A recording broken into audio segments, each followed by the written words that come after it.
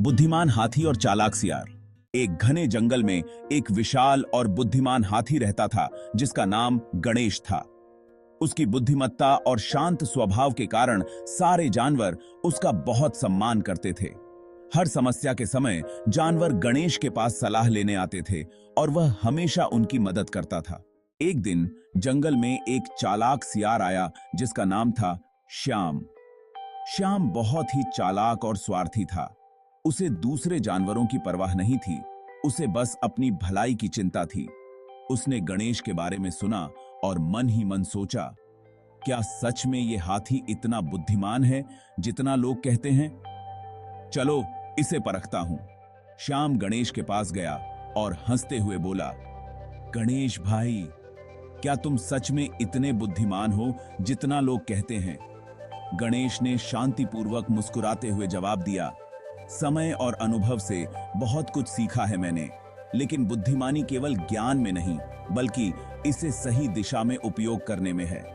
श्याम ने मन ही मन हंसते हुए सोचा, यह तो खुद को बड़ा समझता है, इसे एक अच्छा सबक सिखाना पड़ेगा। फिर उसने गणेश से कहा, तो क्या तुम मुझे भी कुछ सिखा सकते हो? गणेश ने हल्के से सिर हिलाते हुए कहा, बिल्कुल, ज्ञान बांटने से ही बढ़ता है। क्या तुम मेरी एक छोटी सी कहानी सुनना चाहोगे? श्याम ने मजाक करते हुए कहा, हाँ, कहानी? मैं कोई बच्चा थोड़ी हूं जो कहानी सुनूंगा। गणेश ने मुस्कुराते हुए कहा, कहानी कभी कभी हमें जीवन के बड़े सबक सिखा देती है, लेकिन अगर तुम्हें न सुनना हो तो कोई बात नहीं। श्याम थोड़ा असमंजस में था, लेकिन उसने सोचा कि हाथी की कहानी सुनने में कोई हर्ज नहीं है। ठीक है, सुनाओ अपनी कहानी, श्याम ने ठहाका लगाते हुए कहा, पर मुझे नहीं लगता कि इससे मुझे कुछ सीखने को मिलेगा। गणेश ने कहानी शुरू की। एक समय की बात है, एक किसान के पास एक सुंदर बाग था। एक दिन उसने देखा कि उसके बाग में बहुत सारे छोटे छोटे पौधे उग आए हैं। किसान को यह देखकर बहुत खुशी हुई क्योंकि ये पौधे उसे बहुत लाभ दिला सकते थे। लेकिन कुछ दिनों बाद उसे एहसास हुआ कि किसी ने उसके पौधों को नुकसान पहुंचाना शुरू कर दिया है। श्याम ने चिढ़ते हुए कहा, फिर क्या हुआ? कोई खास बात नहीं है इसमें। गणेश ने धीरज से कहानी जारी रखी। किसान ने एक चालाक बंदर से मदद मांगी। बंदर ने किसान से वादा किया कि वह उसे नुकसान पहुंचाने वाले को ढूंढ निकालेगा। अगले ही दिन बंदर ने एक नन्हे खरगोश को बाग में देखा। उसे शक हुआ और उसने तुरंत किसान को बुला लिया। किसान ने सोचा कि वही नुकसान पहुंचाने वाला है और उसे वहां से भगा दिया। श्याम ने अब भी कहानी में रुचि नहीं दिखाई। बस इतनी सी बात, इसमें क्या सीख मिली? गणेश ने शांति से कहा, यह तो शुरुआत है, लेकिन उस गरीब खरगोश का नुकसान हुआ क्योंकि बिना सोचे समझे उसे दोषी मान लिया गया। श्याम ने फिर चिढ़ते हुए कहा, तुम्हारे पास बस यही पुरानी कहानियां हैं।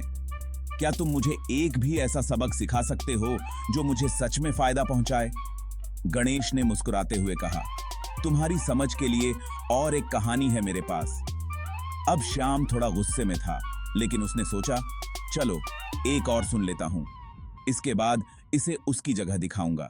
गणेश ने फिर से कहना शुरू किया। एक दिन एक जंगल में एक छोटा सा पानी का तालाब सूखने की कगार पर था। वहां के सभी जानवर चिंतित हो गए क्योंकि वह तालाब उनके लिए पानी का एकमात्र स्रोत था। तभी एक हंस ने सब जानवरों को इकट्ठा किया और सबको अपने अपने हिस्से का काम बांटने की योजना बनाई ताकि तालाब को बचाया जा सके। श्याम अब और चिढ़ते हुए बोला, किसी के पास इतना समय नहीं होता, हर कोई बस अपनी फिक्र करता है, तुम्हारी ये कहानियां किसी काम की नहीं। गणेश ने गहरी सांस ली और कहा, श्याम, यह तो समझने की बात है, जब लोग मिलकर काम करते हैं तो बड़ी से बड़ी समस्या का हल मिल सकता है, लेकिन कुछ लोग अपनी समझ को सबसे ऊपर मानकर दूसरों की मदद नहीं लेते। ऐसे लोग खुद ही मुसीबत में पड़ जाते हैं। श्याम ने मजाक उड़ाते हुए कहा, तुम्हारी बात सुनने में तो अच्छी है, पर मुझे इससे कोई फर्क नहीं पड़ता, मैं अपना फायदा खुद ही देख लेता हूं।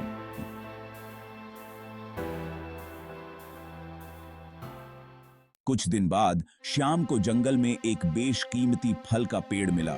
उसने देखा कि इस पेड़ के फल बड़े ही मीठे और स्वादिष्ट हैं।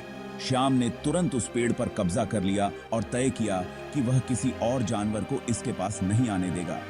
वाह, यह पेड़ अब सिर्फ मेरा है, किसी और को यहाँ आने नहीं दूंगा, श्याम ने गर्व से कहा। लेकिन तभी वहां एक चालाक लोमड़ी आ पहुंची।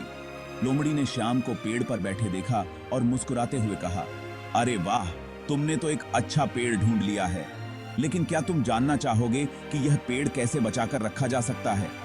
श्याम को शक हुआ, लेकिन उसकी लोभ ने उसे फंसाया। उसने लोमड़ी की बातों में आकर उसे फल में से हिस्सा देने का वादा किया। लोमड़ी ने धीरे धीरे श्याम को ठग लिया और सारे फल खुद खा गई। श्याम केवल देखता रह गया और खुद को कोसता रह गया कि उसने किसी की सलाह न सुनकर खुद को मुसीबत में डाल दिया। हाथी के पास लौटकर उसने कहा, गणेश, मुझे माफ करना।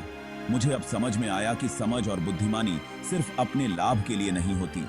गणेश ने शांत स्वर में कहा, कोई बात नहीं श्याम, हमने सभी को अपनी गलतियों से ही सीखना होता है। लेकिन याद रखो, बुद्धिमानी का असली मतलब है दूसरों की भलाई का भी ख्याल रखना। श्याम ने सिर झुकाया और कहा, अब से मैं हमेशा दूसरों की सलाह को भी महत्व दूंगा। कहानी की सीख बुद्धिमानी केवल अपने लाभ के बारे में सोचने में नहीं, बल्कि दूसरों के साथ मिलकर काम करने में है। वीडियो अच्छा लगा तो वीडियो को लाइक, शेयर और सब्सक्राइब करना ना भूलें। देखने के लिए धन्यवाद।